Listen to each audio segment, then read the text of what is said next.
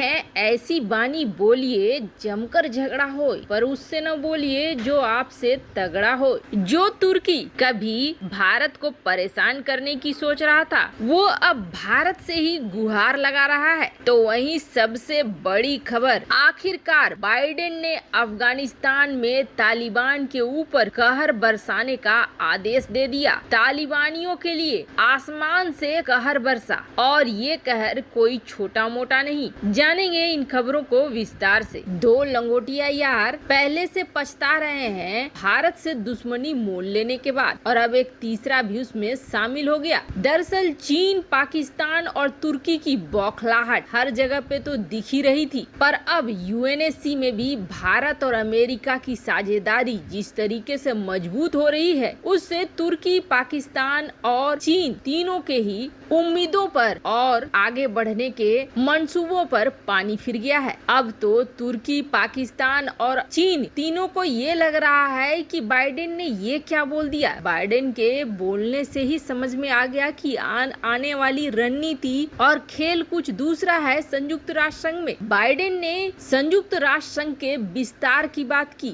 और जिससे साफ हो गया कि भारत को परमानेंट मेंबर बनाने के लिए अमेरिका अपनी चाल चल चुका है, और भारत का परमानेंट मेंबर बनने का रास्ता साफ होता हुआ दिख रहा है। अब ये जो तीन देश की तिकड़ी है, ये तिकड़ी कहीं न कहीं अपना गुस्सा निकालने की कोशिश कर रही है, पर तुर्की को धीरे धीरे समझ आ रहा है, अकल आ रही है। अर्दोगन के अकल वाले चौहे निकल रहे हैं, और उसे ये लग रहा है कि भारत से पंगे लेकर उसने सबसे बड़ी गलती कर दी। अब अर्दोगन भारत का रोना रोना शुरू कर रहे हैं। पहली बार तो वो इसलिए रो रहे थे कि उनका कहना था वर्ल्ड बैंक में भारत ने रोक दिया है पैसा, जिसकी वजह से वर्ल्ड बैंक कर्ज नहीं दे रहा है तुर्की को, और तुर्की अपने हालात संभाल नहीं पा रहा है। लीरा जो गिर रही है, यानी तुर्की की मुद्रा, वो और भी गिरती जा रही है, और इन सब में कहीं न कहीं दोष भारत का है। तो अब दूसरा राग भी अलापना शुरू कर दिया है। दरअसल अब तुर्की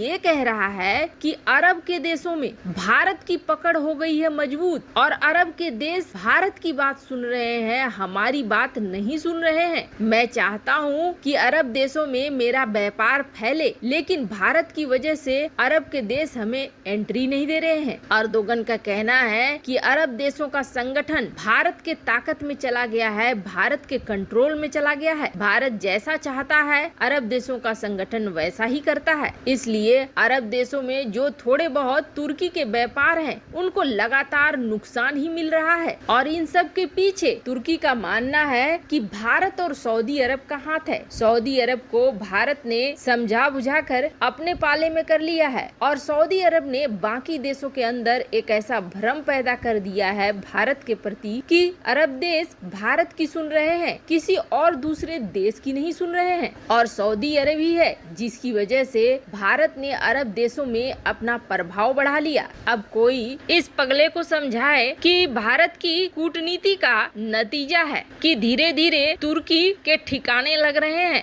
ये भारतीय कूटनीति और भारतीय व्यापार का तरीका है कि अरब देशों में भारत अपनी न सिर्फ पहचान बना रहा है, बल्कि अरब देश भारत को सम्मानित भी कर रहे हैं। सही रास्ते हमेशा सही होते हैं, और गलत रास्ते कहीं न कहीं जाकर गड्ढे में ही गिरते हैं। वही अर्दोगन के साथ हो रहा है। कुछ दिनों में यह देश दिवालिया हो जाए तो कोई बहुत बड़ी बात नहीं होगी। तुर्की हो, पाकिस्तान हो, या फिर चीन ही क्यों ना हो, इनकी नीतियां बर्बादी के तरफ ही जा रही हैं। तो आखिरकार बाइडेन ने वही आदेश दे दिया जिसका डर था। तालिबान को शांति वार्ताएं सब खत्म हो रही हैं, उनका कोई फायदा नहीं हो रहा है। रूस और चीन ने बुलाया था ट्रायोका की मीटिंग, जिसमें पाकिस्तान को भी बुला लिया, भारत को बाहर रखा, और ये सोचा कि शायद समाधान निकल जाएगा, लेकिन समाधान नहीं निकला। तालिबानी मानने वाले लोगों में से है नहीं, तो उम्मीद तो यही की जा रही थी कि समाधान नहीं निकलेगा। उल्टे तालिबानियों ने अफगान सेना के एयर स्ट्राइक और थल सेना की कार्रवाई के बाद अपनी रणनीतियां बदलनी शुरू की, और अब इस रणनीति के तहत तालिबानी राजधानियों पर कब्जा करने लगे, जिसे देखते हुए ये समझ में आ गया कि ये तालिबानी बहुत जल्द रुकने वाले हैं नहीं, और संघर्ष और भी ज्यादा हमला तेज होता जा रहा है और तालिबान इधर इतनी तेजी से आगे बढ़े कि 24 घंटे के अंदर तालिबान लड़ाकों ने देश की 2 राज्य की राजधानियों पर कब्जा जमा लिया, जिसके बाद अमेरिका को निर्णय लेना ही था। अमेरिका ने हालांकि ये बात पहले भी कही थी कि तालिबानियों के ऊपर बड़ा एक्शन लेगा अमेरिका, और इसी वजह से कंधार एयरपोर्ट के आसपास अमेरिका ने B-52 बॉम्बर्स की तैनाती कर रखी थी, साथ ही साथ अपनी वायुसेना को भी तैयार रखा हुआ था। और अब हालात ये हैं कि अब्दुल रशीद दोस्तम जहां अपने मिलिशिया के द्वारा अफगान सेना को मदद पहुंचा रहे हैं, थल सेना के रूप में अफगानी सेना कहर बरपा रही है और अफगान की छोटी मोटी जो वायुसेना है वो भी ऊपर से एयर स्ट्राइक कर रही है और अमेरिका के B-52 बॉम्बर्स अब तबाही मचा रहे हैं। बाइडेन ने दरअसल इसका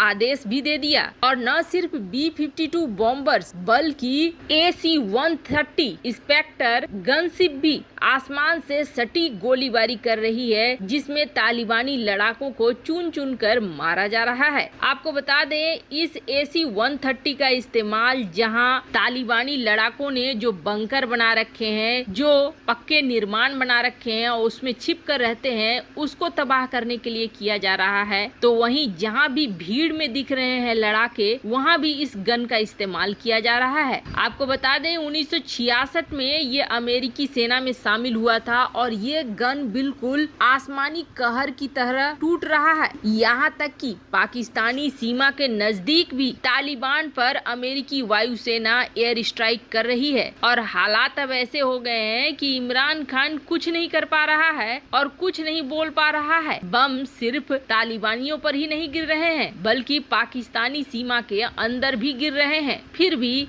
इमरान खान चुप है। जो गनशिप अमेरिका की अटैक कर रही है उसमें आपको बता दें ये बिल्कुल पूरा पावर हाउस है। अपने साथ 25 mm की गेटलिंग गन, 40 mm की बफोर्स तोप और 105 mm की M102 तोप से लैस है। मतलब तबाही का पूरा साजो सामान अमेरिका ने अब उतार दिया है। B-52 बॉम्बर्स लगातार बमबारी कर रहे हैं और आपको बता दें अमेरिका ने सिर्फ एक बॉम्बर का ही ऑर्डर नहीं दिया है बल्कि अब अमेरिकी एयरबेस जो भी आसपास हैं अफगानिस्तान के और जहां बॉम्बर्स की तैनाती है, उन सभी को ये आदेश दे दिया गया है कि तालिबानियों पर सीधे हमला करना है और छोड़ना नहीं है। हालांकि अब तक कहा जा रहा है 2000 से ज्यादा तालिबानी लड़ाके मारे जा चुके हैं, पर अब लगातार खबरें आती रहेंगी तालिबानियों के हार की। वैसे आपको क्या लगता है, तुर्की, पाकिस्तान, चीन अपनी नीतियों की वजह से तबाह होंगे? कमेंट कर अपनी राय जरूर बताएं। जल्द मिलते हैं अगले वीडियो में नई खबर के साथ।